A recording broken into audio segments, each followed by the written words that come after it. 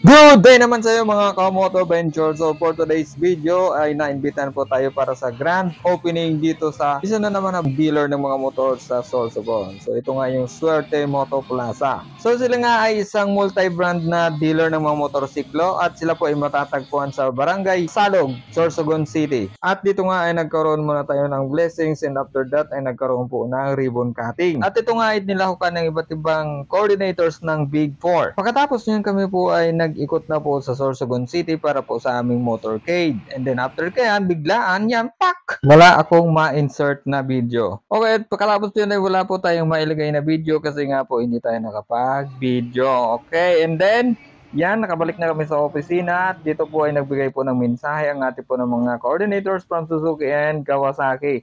And then, pagkatapos po niyan, kami po ay kumain na po, of course. So, yan. So, nakikita niyo po kung anong kinain ko. So, yan lang. Thank you, Suerte Moto Plaza, sa pag-invite sa amin din sa libreng panggas, of course.